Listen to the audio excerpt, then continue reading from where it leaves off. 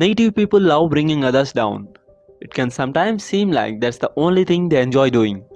So what should you do when faced with a negative friend, coworker, family member or colleague? At first you listen, offering a compassionate ear and hoping their nativity is just a passing phase. After all, everyone has a bad day now and again. But if you are dealing with a habitually pessimistic person, you are at risk of being drained emotionally.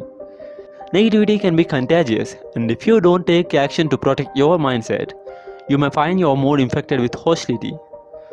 Hiding isn't a good option, so try something better. Disarm their negativity and shield yourself from their hostility using 6 simple strategies.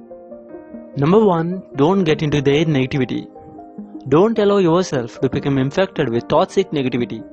Do not engage in difficult person's habitual skepticism. Whatever you do, don't stoop to their level. Maintain your emotional distance. This doesn't mean ignoring them, nor should you let them into positive side. Trying to convince someone to stop being negative may only challenge to them. A difficult person is probably locked into a negative mindset that is part of his or her personality. Negative people often have a demanding nature and put pressure on those close to them. They want others to love and respect them and to be there for them, yet they are incapable of offering emotional support to others. Limit your expectations when dealing with them. A negative person isn't a good choice to turn when you are feeling down. When you do engage with them, use non-committal language. Acknowledge their comments without endorsing what they are saying.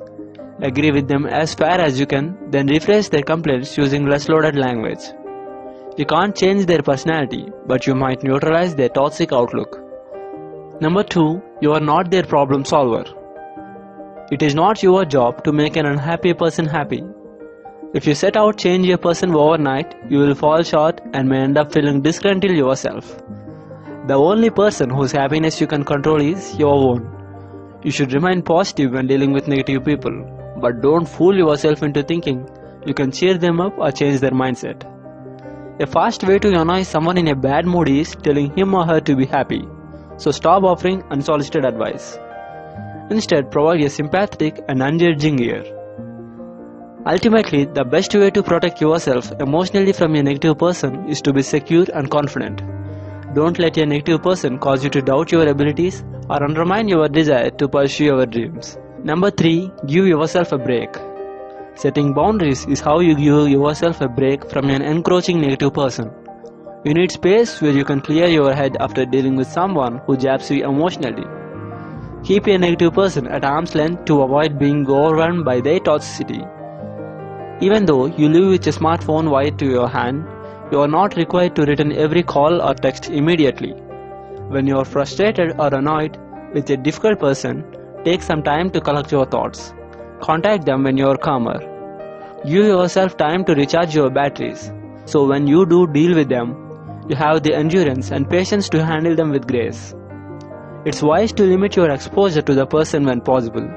Don't feel pressure to invite them to lunch or coffee. When you must hang out with them, try to do so in group settings, so you don't have to deal with them on one-on-one. Number 4. Hold your tongue. When dealing with a negative person, it is tempting to let yourself slide into anger or frustration, but control yourself. Responding angrily only feeds their negativity. Hold your tongue and listen. Eventually, when they realize you won't give them the reaction they seek, they will take their angry rants. Tempering your emotional responses can be difficult, but it is key to maintaining inner peace. Try not to take insensitive or tactless comments personally. Negative people are often so wrapped up in anger about perceived indignities that they are not aware of how insulting they come across. Listen without judgment. They may have a valid point. Look for a takeaway you can learn from. If you do respond, keep it objective and unemotional. Explain your points carefully and thoughtfully. Do this and you will never again regret a conversation with a negative person. Number 5. Take charge of the conversation. When a person is constantly complaining about certain events or subjects, you can use a technique called appreciative inquiry, which is the process of asking questions to help the person gain a more positive outlook. If the person is brooding about a past event, ask questions that focus on positive aspects of their experience or about the future. Reframing the negative language helps them focus on how to achieve a brighter future in a positive way. You can guide the conversation towards neutral topic by gently acknowledging what they are saying before moving on to something new. Number 6. Be the light. Strive to personify positivity. Wear your enthusiasm like an armor against a negative person's onslaught of hostility. Affirm your positivity by doing nice things for your negative person on occasion. Don't have to be huge. Compliment them for something they genuinely did well. Remind them of a moment when they were happy and things were going well for them. Doing nice things for others will make you feel good about yourself and affirm your positive mindset. You can have a successful relationship with a negative person as long as your expectations are based in reality. Don't expect massive changes overnight. The only person you have control over is you. So focus on your happiness. Rise above and remain positive.